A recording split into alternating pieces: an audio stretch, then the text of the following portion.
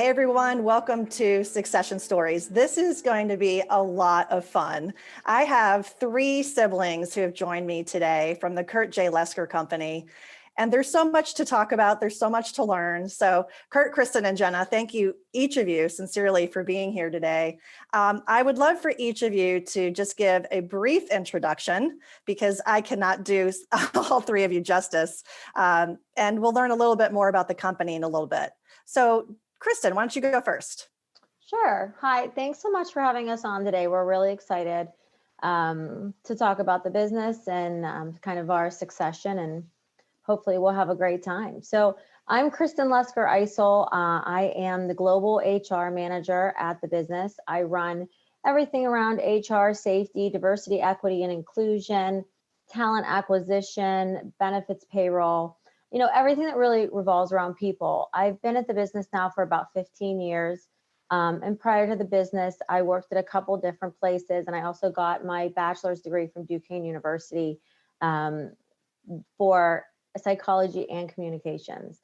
I also hold my PHR right now. So I'm really excited, and thanks for having us on today. Absolutely. And I should mention that you're the oldest of the three siblings, which is why in the batting order, you went first. I am the oldest of the three. And so next up would be the second born, which is Kurt. Kurt, you want to introduce yourself? Yeah, thanks, Laurie, for having us on the show. Kurt Lesker, the middle child, sometimes called the golden child by my sisters.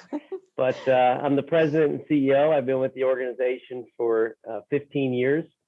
I got started, actually, my first job was as a janitor, as an intern, and worked my way up through industrial engineering, then running global quality.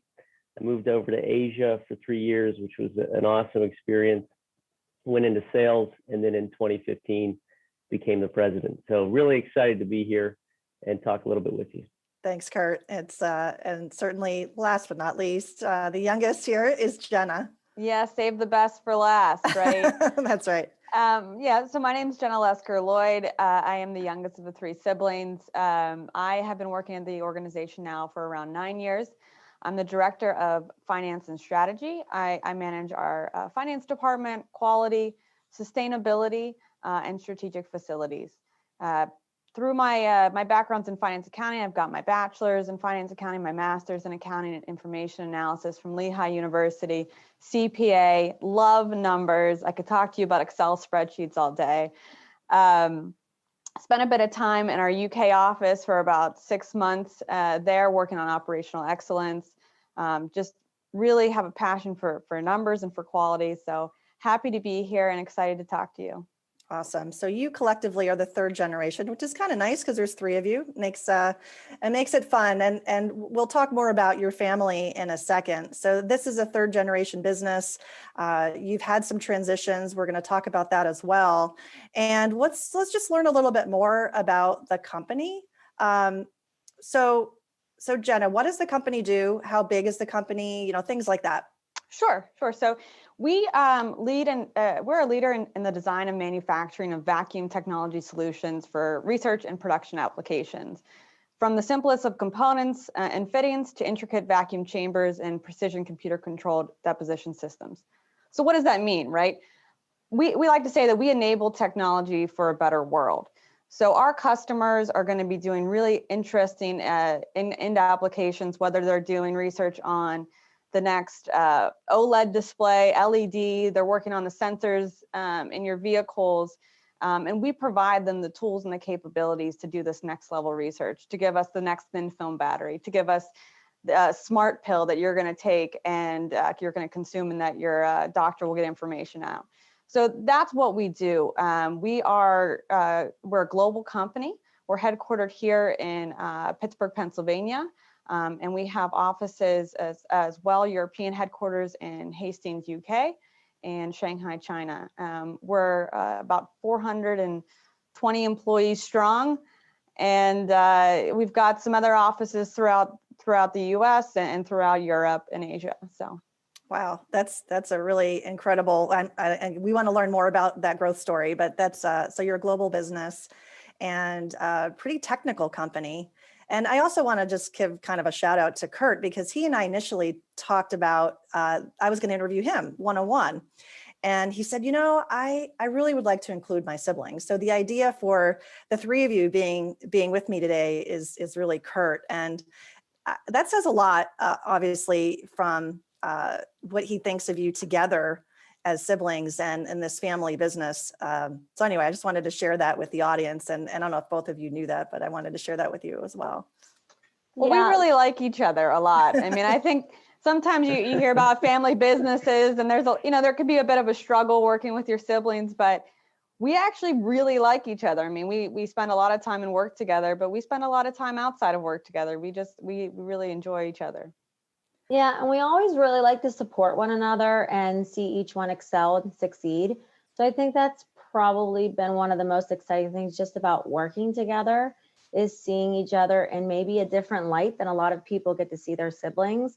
But, I watch my brother and sister excel every day, and they're just so great at what they do and so strong. And we really celebrate successes together. And so, again, when Kurt asked us to do this, of course, we just really appreciated it, because he's always looking for ways to help push us forward. And we're always looking for ways to help push him forward too. So we definitely are excited about today. Now, I know things aren't always kumbaya and there's conflict, because we're people. And so we may have some conversations about that. But on the people side, I thought, Kristin, not only because of your role in global HR, but also because you've worked in the company longer than your other two siblings, so you have the benefit of that. But if you could talk about the people side of this company and just share a little bit about the people that you work with from the employee standpoint, and then also from the customers. Who do you serve, and what do they do? Right. So, our people are amazing. To me, we have a very unique culture, and I think a lot of companies say that, but if you really were to talk to our team members and you would ask them, what they love about their job, people is always the number one answer. We really have a great culture, family culture.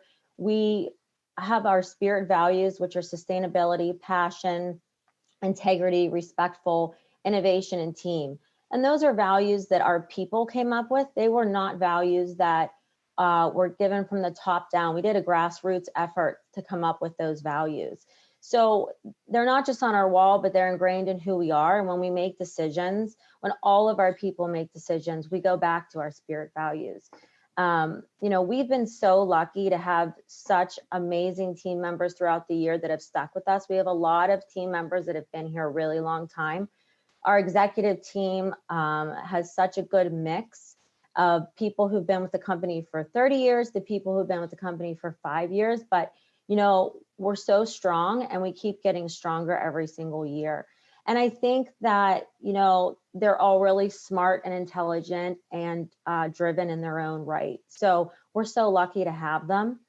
And again, I always say, if the people are happy, the customers are happy. So to me, as long as we keep doing the right thing for our team and we keep this amazing culture that we have, it's going to spread to our customers. And I think that's why we have such good relationships with our customers, and relationship building is key to our success. When you look at who we're partnering it with and the customers that we're serving, as Jenna said, a lot of these customers, they are just moving technology forward. They're changing the world. And we want to be there to help change the world with them. We don't want to just sell you something. We want to partner with you. We want to help you innovate. When you say, hey, I can't do this, help me figure out how to do it.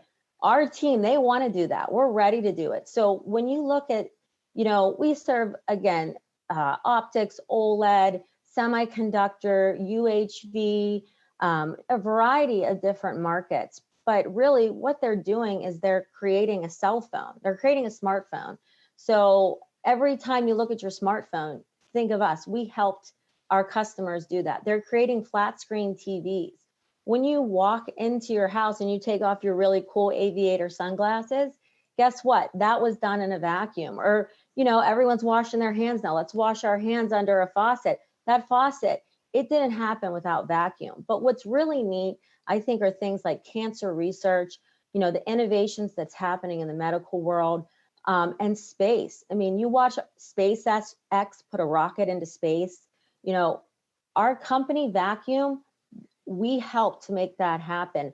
The Mars rover landing. I mean, we have launch parties. We celebrate what our customers do. So to me, we're just doing amazing things, and it all comes down to the people. Technologies are only advanced with really smart and intelligent people. We happen to have a ton of those at our facility and on our team, and then they, help our customers enable the technology that really is changing our world today. Thanks for sharing that. So let's switch over to Kurt, because I know people are probably curious about the company history. We've learned about where you are today, which is a really interesting industry that you're in, and you're serving really interesting customers. But I'm sure that when the company was founded, maybe the business was a little bit different. So why don't you walk us through a little bit of the company history and generation 1, gen 2, and then bring us up to, we'll talk a little bit more about how you guys as gen 3 transition, but let's start with the history. Sure, Laurie. Yeah, first, I'm listening to my sisters here talk. I feel lucky to be related to them. They're very capable young ladies and doing a heck of a job for us. The beginning of the company was very humble beginnings. People think, oh, Kurt J. Lesker Company, and I'm Kurt J. Lesker IV. The company was started by the second. And they think, wow, he must have had a big ego if he named the company after himself. But what really happened was our grandfather was laid off from his job. He was a sales representative and he was laid off, and he didn't know what he wanted to do next, but he knew he wanted to be in control of his own destiny. So he said, I'm going to start my own company. Great. Went in to register his company. They said, what's the name of your company? He said, I don't know. He said, okay, well, what products are you going to sell? He said, I don't know. And they said, well, just name it after yourself. Then you can sell whatever you want. So that's how the Kurt J. Lesker Company was born.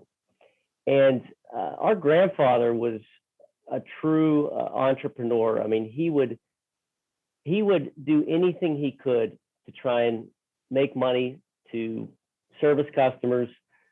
So through our history, while we're a vacuum technology company today, through our history, we've sold office furniture, we've sold tractors, we've sold chemistry equipment.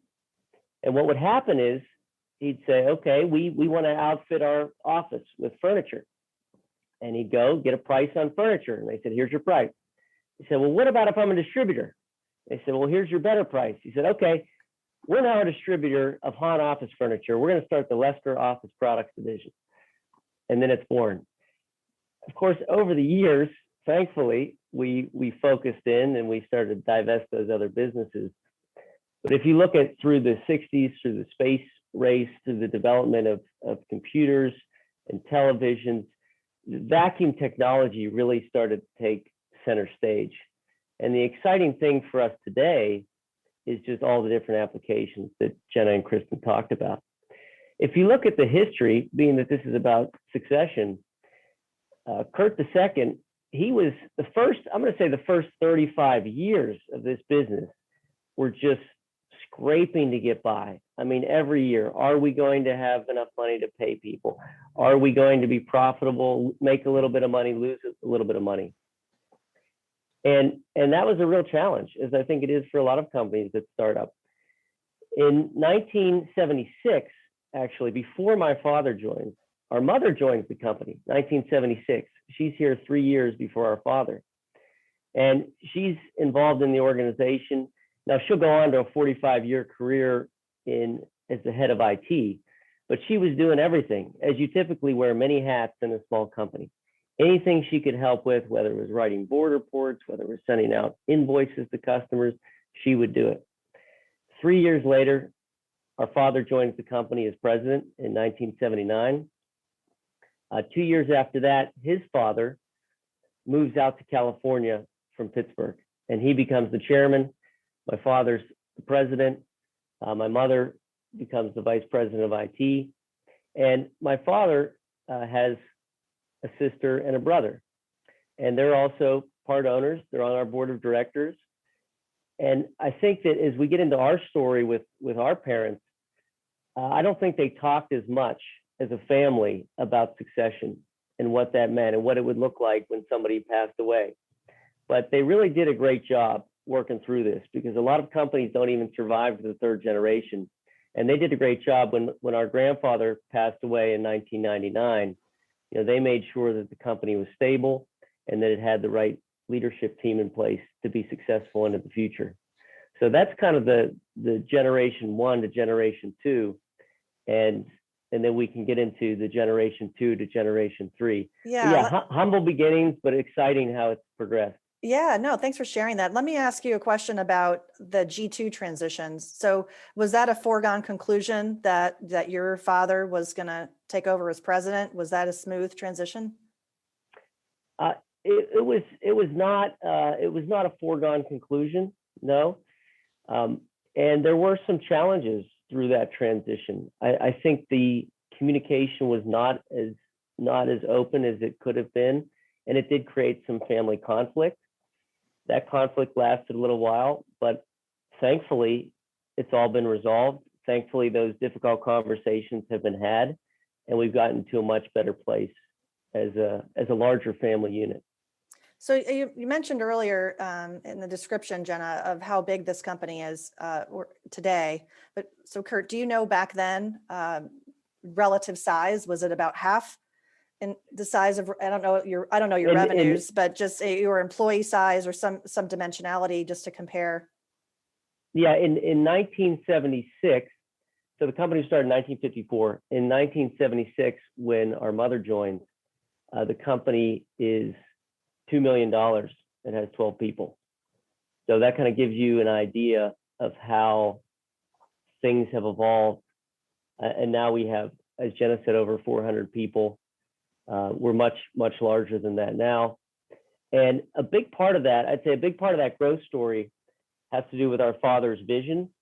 He had his MBA, but he did not focus on, okay, what is the return on investment? What's my profitability year on year? His was more, how are we going to be customer centric?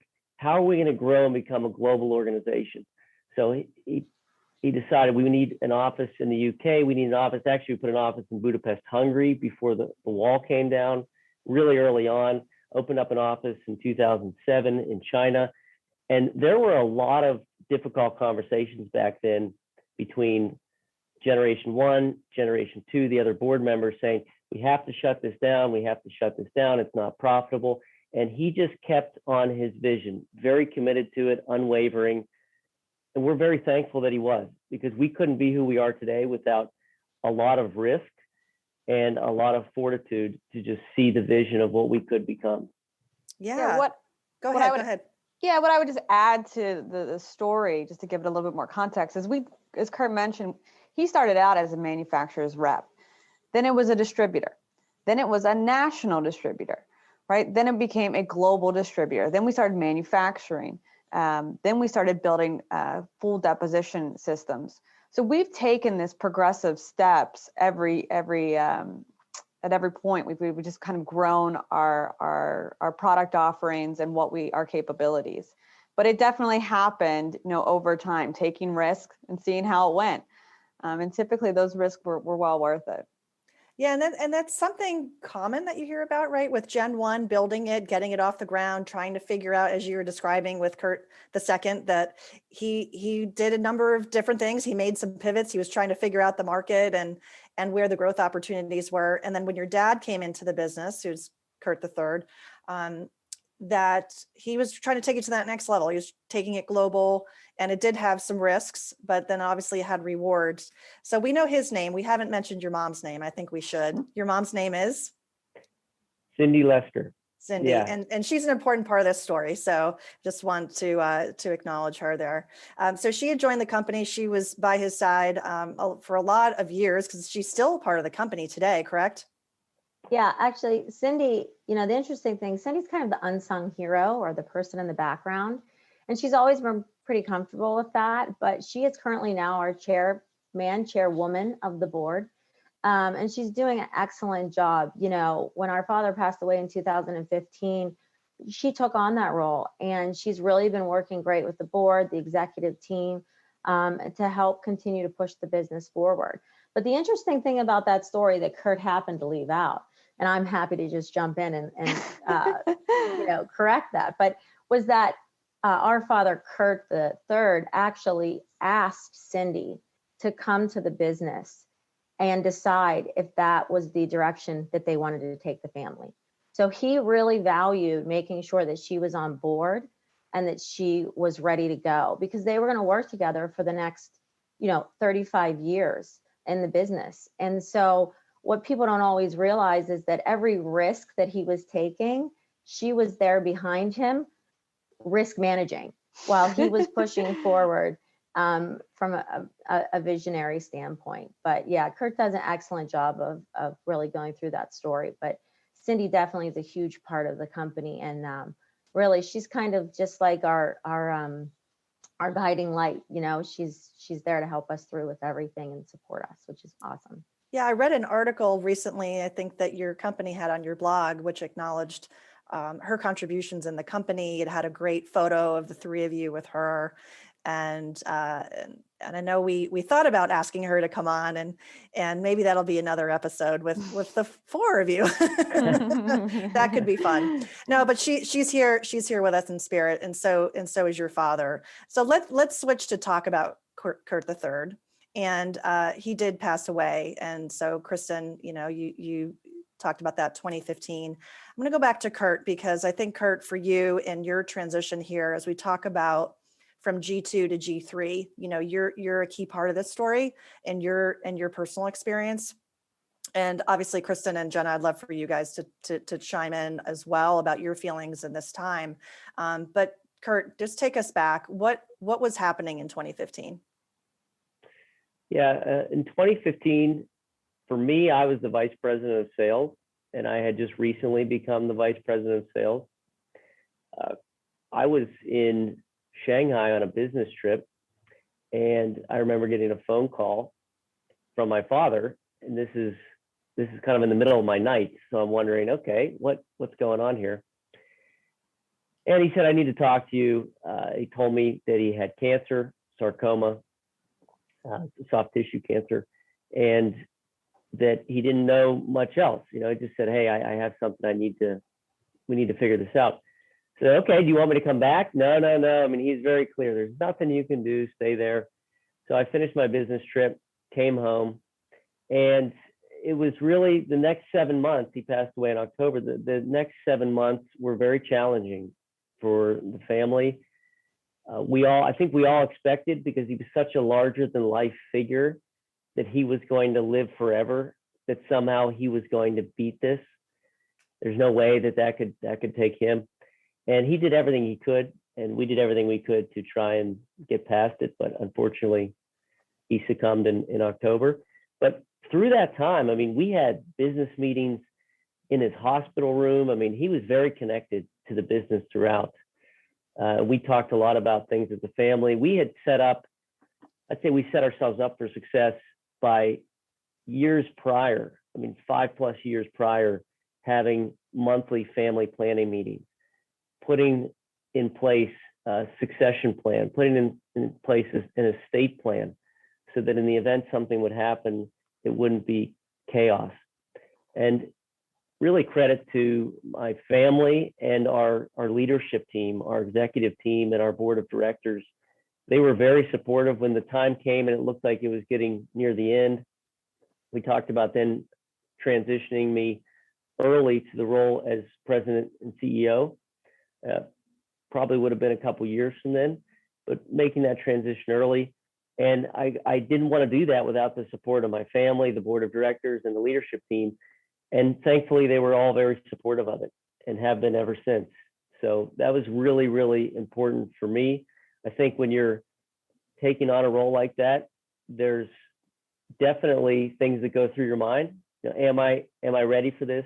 Is this right? Am I the right person for this? And when you have people around you that are building you up, it definitely helps you to feel confident as well. How old were you then, 2015? I knew you were going to ask me difficult questions. I think How old each of you? How old were each of you? 32. I think I was 32 at the time. 32. And how about for you, Kristin? I was 35. I was 35. And Jenna? Well, that makes me 29. 29. Yeah. So you were all pretty young at the time to lose your dad. And I'm so sorry that you lost him, and that he left you at a relatively early young age for himself, and Cindy too, and the whole family. How you adjusted and how the company adjusted, I think, is really so compelling, because so many companies do struggle. It was a relatively short amount of time, right? You said 7 months from when he was diagnosed to when he died, but you had been proactive. There was some planning. There was, you had governance. There was a board that had been talking about succession. So it wasn't an easy thing by any stretch. But Kurt, they had been talking to you about development, right? And that the one day the vision was for you to take over. But would you ever have imagined at 32 you'd be running this company? No, I didn't think at 32 I'd be in that position. And if you knew our father, I didn't think even when I became president that he was still going to have his hands in everything. And I remember talking to him as it was getting closer to the end.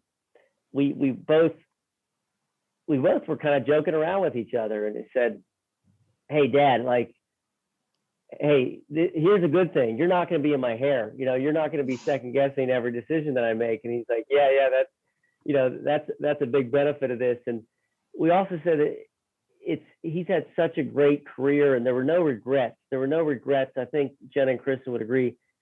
It's not like there was anything left unsaid. I mean, I'm actually very thankful that we had 7 months to work through that transition, because we got to say everything. We got to talk through the whole situation. And at the end, I mean, he always said, I want to work. He wanted to work until he died. I mean, his father worked until he died. He wanted to do the same thing, and he did, but he just thought it'd be much later. We all thought it'd be much later in life.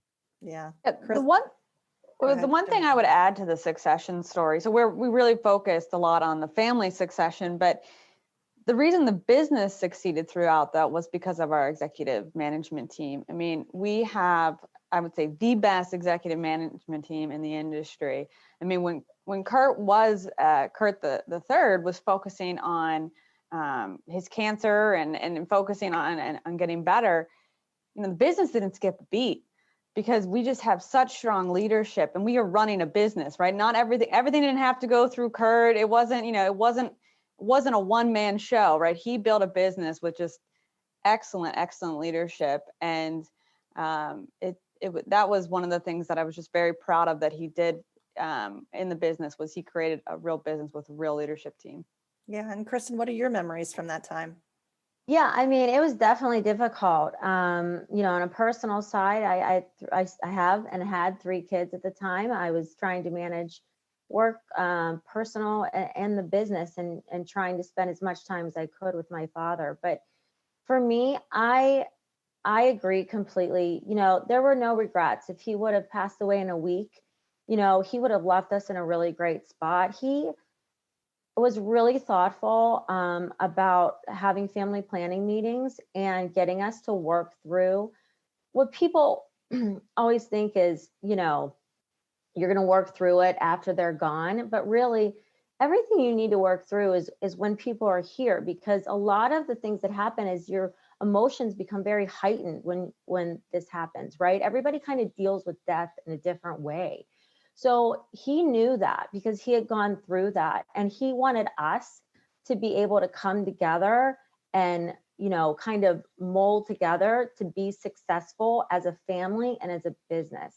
And so for me, I mean, the toughest thing was just losing him and not having him there anymore. But I felt so confident with Kurt going into the CEO role. I still do. Kurt has always been successful. He's really been able to connect with people, and he's just a great leader. And I'm happy to have him as my boss. I mean, believe me, there are times where I can really give him a hard time. Do you ever just want to go up to him and give him a noogie or something? Yes. Yeah, I mean, yes. We have our moments, but overall, I worked with my father for 10 years, And I am so thankful for that. He really taught me how to connect with people. You know, we called him a chameleon. He could adapt, he could adjust, he could connect with anyone on any level at any time. And people loved him for that. And they should have, because it was genuine. He just wanted to be kind, joyful, create a fun environment. And Kurt is the same way.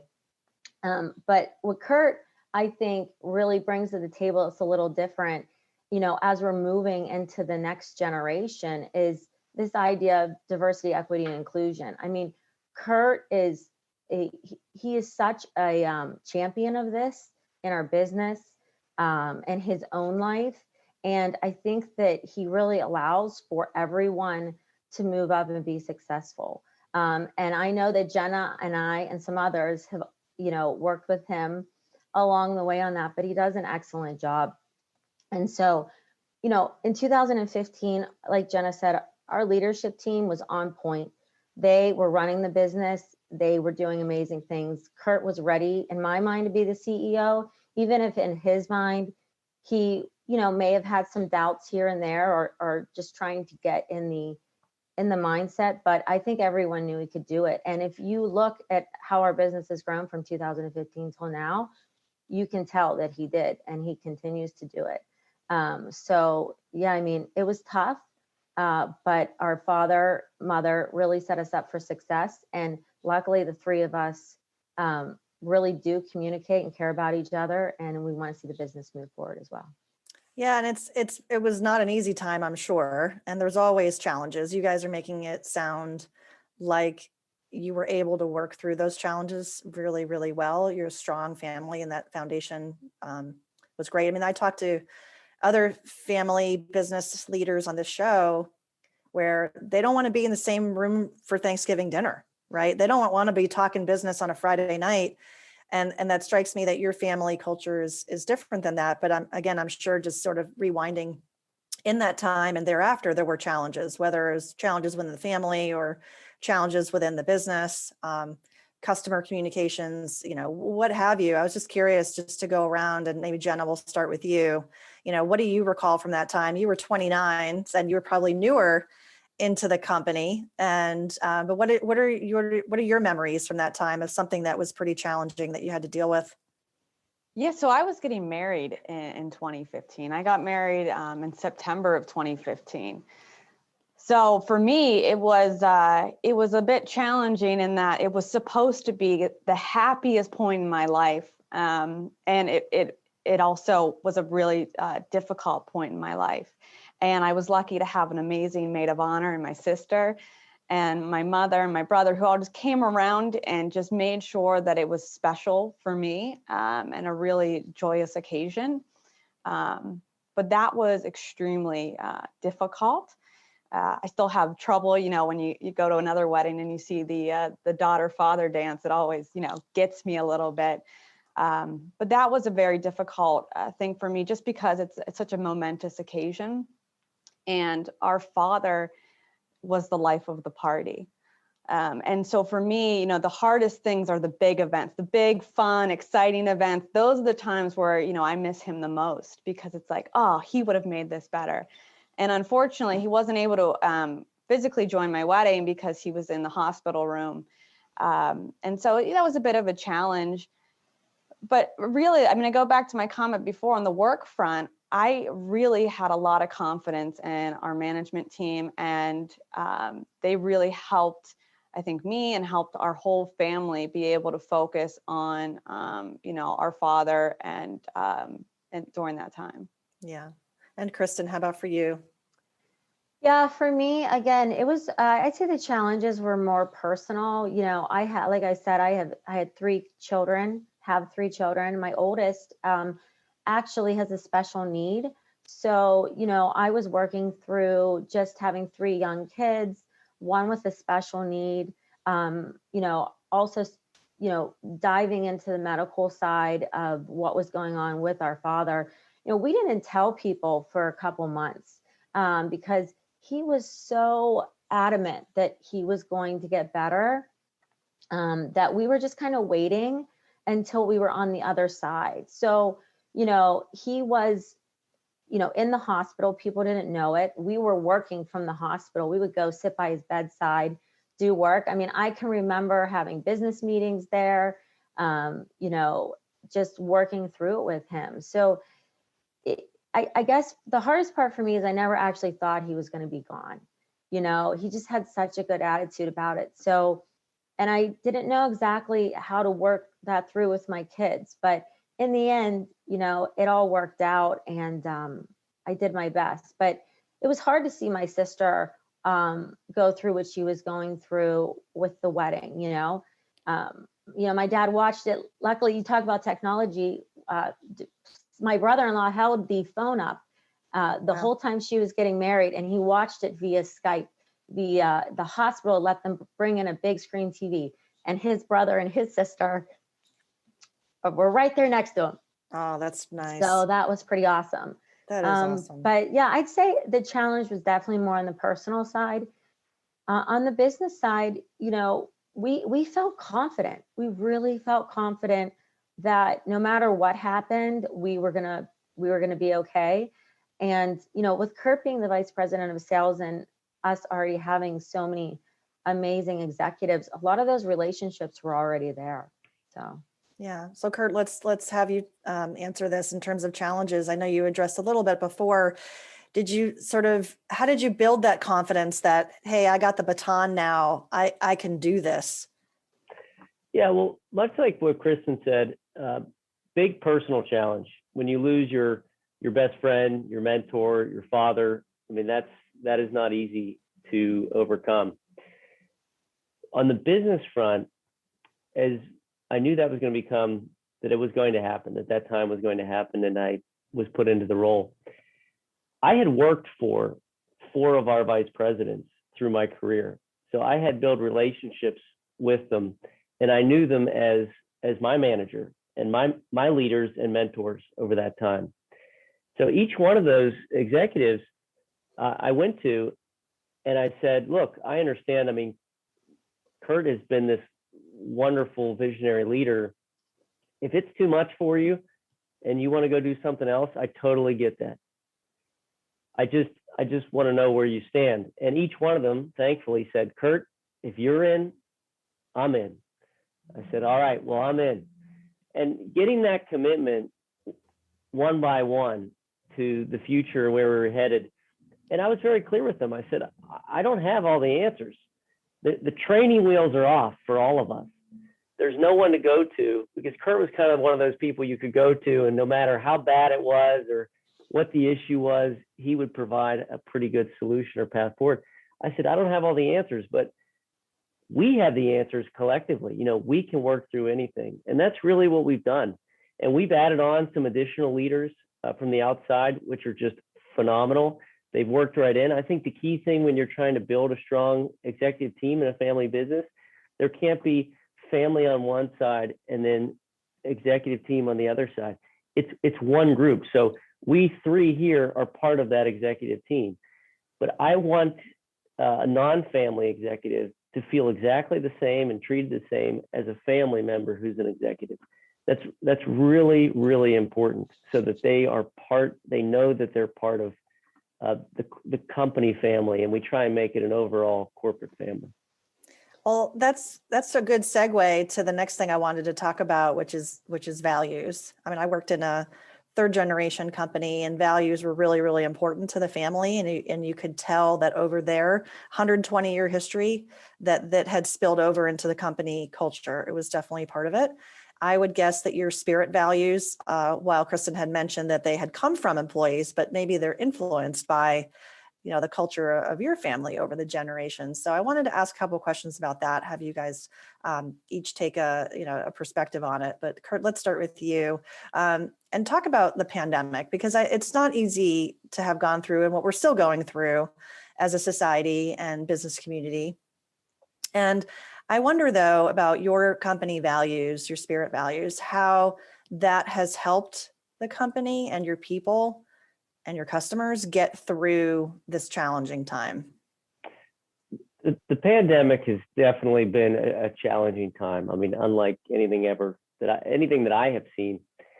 Very early on, we set up something we call our incident command team. So as part of our disaster recovery protocol, we have a group of key executives across the commercial side, the IT side, facilities, operations. And we were meeting weekly, then we were meeting every single day, sometimes Saturdays, Sundays, trying to set up the right protocols, trying to set up cleaning. What are people, masks, social distancing. And through that, I think all companies have had to make difficult decisions. People on site, people off site. What's the policy when someone's on quarantine for COVID? Are they going to get paid? Are they not going to get paid? And every decision we've made through this pandemic, we've put through the spirit values, up against the spirit values to say, is this in line with our value system? Are we doing the right things for our team members? And I think through that, it has really allowed both the leaders, but also just all of our team members to have more trust in the company and more trust and solidification of those values to say, yeah, this is a company that I want to work for and work with, because even when sales dropped 50%, which happened to us the first couple months of the pandemic, that we didn't just say, okay, 50% drop in sales, now we're going to have to lay off a bunch of people. Our whole objective was, let's keep this team together and let's do it in a positive way. How about your memories from this time, Kristin? Yeah, well, I ran and still do as the head of the ICT, and it was challenging. It was very challenging. I spent a lot of time researching, looking into things, but my goal, just like everyone else's, was to keep people employed, keep them safe, and continue to move the business forward. And I can remember when they put down the lockdown and we thought we were going to have to close our doors. And I can remember getting together on the weekend with the executive team and really just going back and forth on, what are we going to do? And realizing that we were an essential business and we had many customers who needed us and who were asking and making sure we were staying open. And we were lucky. We were able to stay open through that time. We were lucky to be an essential business. We were lucky to keep all of our team members employed with health care, paychecks coming in the door, and safe, but it definitely was challenging. And those values, like I said, every decision we made, we would reference them. We would talk about them. Is this in line with our spirit values? Are we doing the right thing with our spirit values? And, you don't know the story of the spirit values, and it's a longer story, but in the end, we were trying to come up with maybe an acronym, and we had SPIRI. And Jenna and I were with our father down in our conference room. Everyone had left. We were coming back the next day to finalize the values. And we were kind of looking at them, and I was saying, Jenna, an acronym, you're a better speller than me, help me out. And so she started looking at the values, and she kind of, started wordsmithing, and she goes, well, if there was a T on here, it would be spirit. And at that moment in time, my father, he stood up in the air, he goes, yes, yes. He goes, I have kept my mouth shut for the past year. I have let everyone talk about their values and what they mean to them and why they mean it to them. He goes, but team, that's my value. I'm picking the last value. It's team. And really, that is how spirit came together. And that was who he was, and that is who we are. So that's what got us through the pandemic. It was that T, it was that team. That's what got us through. And to me, while it's been tough on everyone, I think there are a lot of silver linings that are coming out of this that people will realize when they look back. And for me, keeping the team together was definitely one of those. That's an awesome story about your dad. Anyone It was watching great. this video on YouTube is going to see how expressive you were when you talked about your dad raising your hands in the air like he did. That's awesome. He did. And He was screaming. He was so excited. he was so excited, and the timing was good too for him. And Jenna, what are your thoughts? Yeah, well, Kurt and Kristin did such a good time talking about the values and how we transition as a company. I'm going to take a little bit of a personal side here, which is I had a child in December of 2019. My first day back from maternity leave was March 16th. So I come into the office and I'm excited. I'm talking to everyone. Hey, it's so good to be back. I missed you. I missed you. At the end of the day, I'm like, okay, so everyone's going to take their stuff home with them. We're going to be at home for 2 weeks, to reduce the curve, but then we'll get back into it. So I came right back into this fresh off of maternity leave at home with a newborn. Not long after that, my husband is an entrepreneur. He works in real estate. They shut down real estate. So we're just adapting. And that was one of the biggest things that I've learned over this period is about being adaptable and watching myself and others just be adaptable. I know I found silver linings with not having to maybe take a shower every day and get yourself all pretty and go to work and the hour commute, right? So what am I doing? Well, I'm up at 4 a.m. or 6 a.m. on a call with our UK office or with our China office. And through this pandemic, we were implementing a new ERP system. So I think this technology such as Zoom or Microsoft Teams has really allowed for our global company to feel even more global than it already felt. I mean, I feel talking to a counterpart in our UK office versus talking to a counterpart in our US office when you're working from home, it's exactly the same.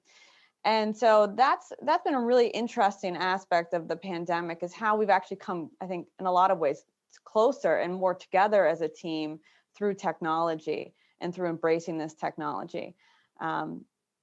So I found those silver lines. Yeah, I do miss being in the office. I'm in the office today. I miss seeing my colleagues. I definitely miss those aspects of it. But when you're put to the test with something like a pandemic, it's great to be adaptable and to try to find those benefits where they are. Yeah, definitely. If this Hey, podcast, Laurie. sorry, go ahead, Kurt. Oh, yeah. Sorry, I just wanted to add, if I could add one thing. Yeah. Kristin said she's head of the incident command team.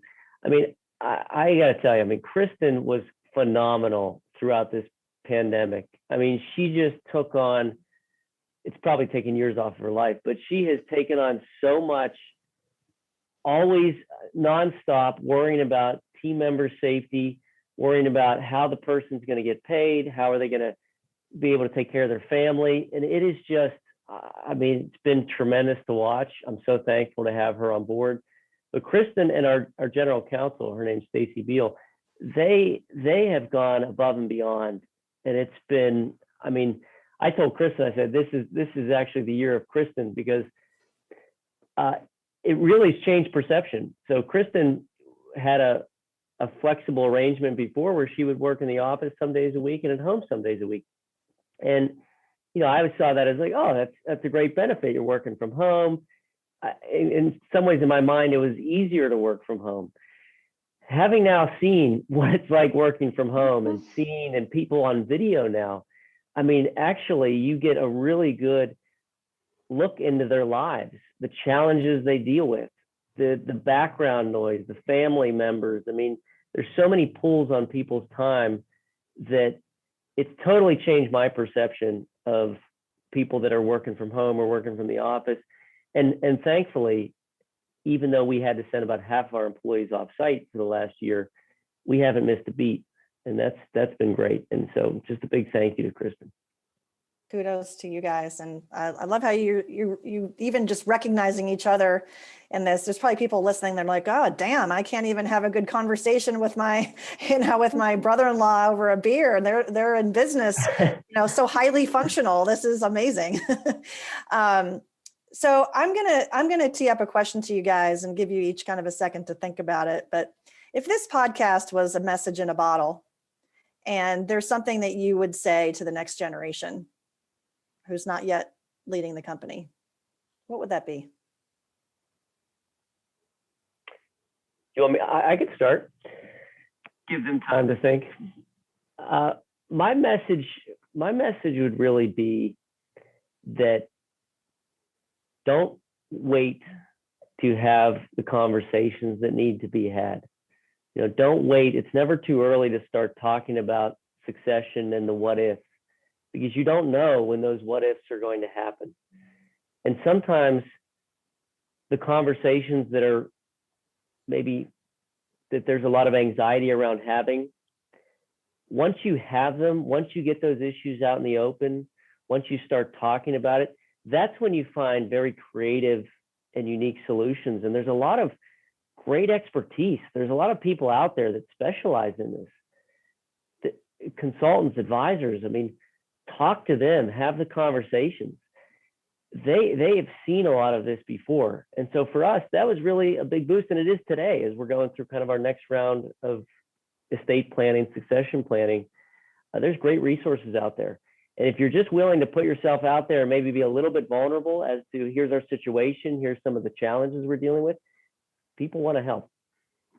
Yeah, so you'd be looking for that help and be open to it and have those tough conversations more proactively. Jenna, how about for you?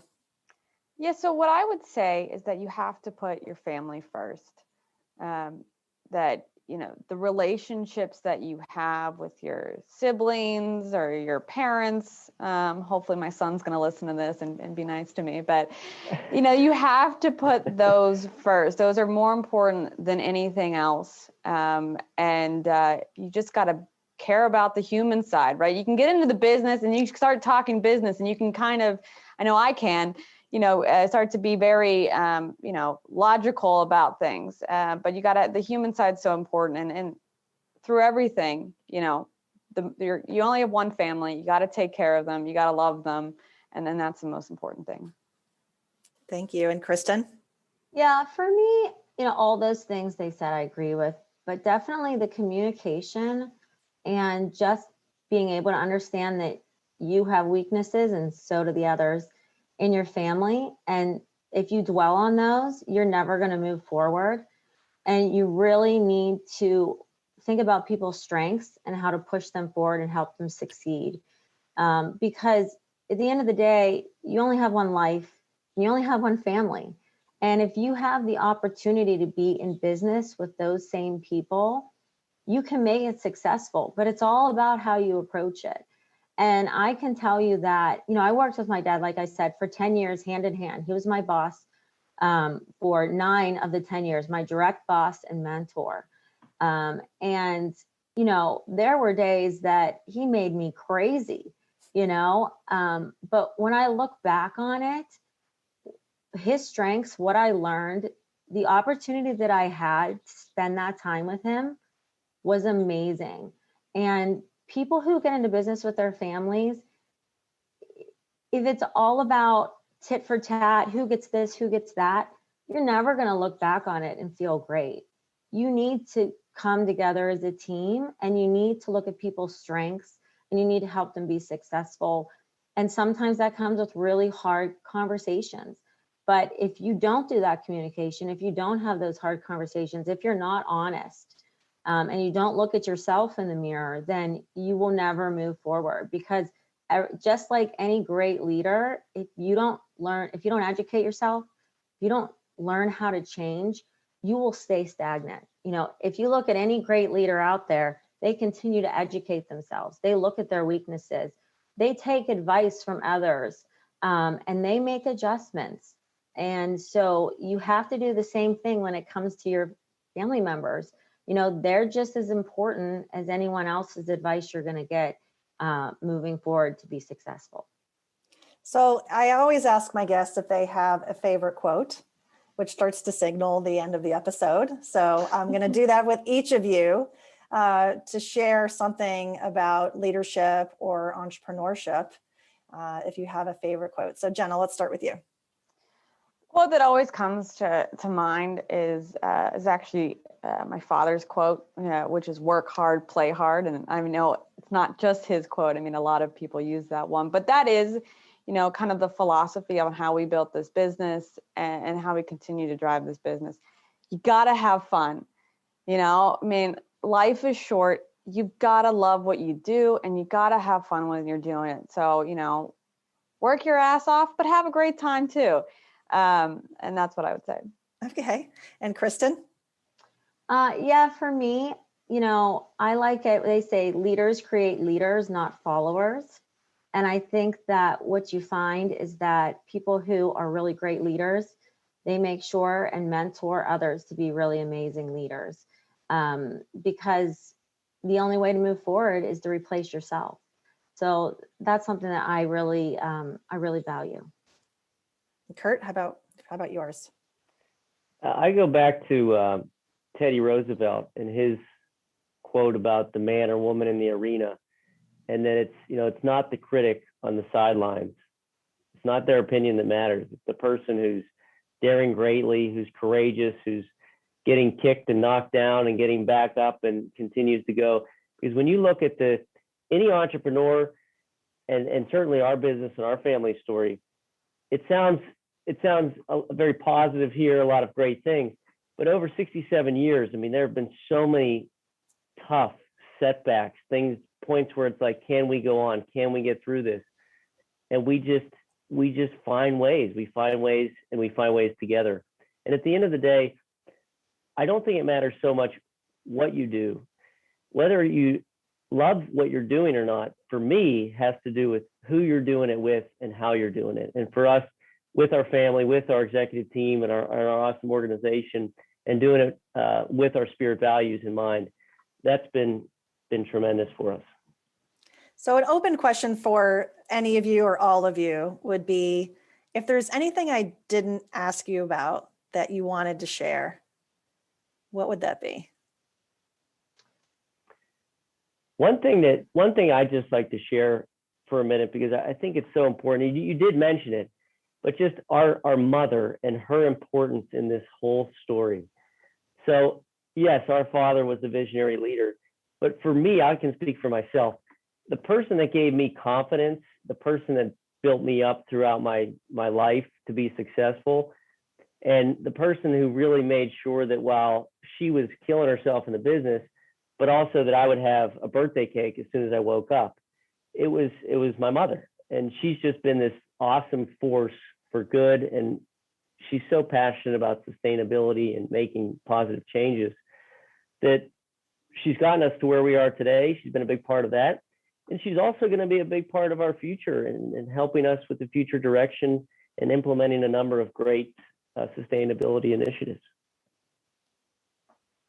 Yeah, the one thing that I would also say, and I know this, you know, is about succession planning and succession stories is, and I know we touched on this a little bit, but we really did spend many, many years going through planning and estate planning, succession planning, as mother, father, and the three of us. I mean, we spent a lot of time on that. So, you know, when we're talking today about how easy the transition was, it came with 10, 15 years of us really, you know, meeting a couple times a year, talking to outside consultants, you know, having emotional discussions. There was a lot that went into it. And I think that, you know, again, we were really lucky, but the only reason that we were really lucky is because we started planning well in advance. And, you know, if you don't, it's not always going to be like that. So like Kurt and Jenna has said, and you've said, you know, utilize your outside resources and get a plan together. Even if it's not a perfect plan, get a plan, because a plan is better than no plan. And I think that's really important for people to know. Yeah, absolutely. Jenna, your thoughts? Yeah, what I would add is I think we talked a lot about, you know, what we did as a family. And one of the pieces maybe we left out was these great resources that we've had through business advisors and through forums. You know, myself, Kurt, and Kristin are each at least in one business forum where we're working with other family business owners, and we are talking about, you know, a lot of the trials and tribulations that we deal with that are unique to family businesses. And those forums and the advice that we're getting from those individuals has just been so critical to our success and our succession planning. I know my father was in a forum, and that's how he kind of got the idea and the push to really start our family planning meetings. So I think, for your listeners, I would say if you're trying to figure out how do you get started, it definitely doesn't need to be all on you, right? Join an organization for your industry or family business organization, and meet with other people. Find out what they're doing. Find out what went well and find out what did not go well, because those are all really critical. So I think a big thanks to anyone who's in my forums and my brother and sister's forums and my parents' forums, because they've definitely helped us be successful. Yeah, you've all had so much support, which is, you can tell, I can just tell it's really had its benefit for all of you. Kurt, I'm sorry, were you going to say something? I just completely agree on the forum conversation. Yep. So on that note, if there's people listening that want to connect with you or find your company, Kurt, what's the best way for them to find you online? Sure, you can go to our website, www.lesker.com, and you can find us on LinkedIn, Twitter, and Instagram. I think I speak for the three of us. We'd love for you to connect with us personally or connect with the organization. Perfect. It's been a real pleasure, Kurt, Kristin, and Jenna, to talk with all of you. Thank you so much for spending your time with me. And it's inspiring to see all of you together and how you really value each other. So thanks so much for being here. Thanks for having us. Thank you, Laurie. Yeah, this has been a really fun experience. It has. Really appreciate the offer.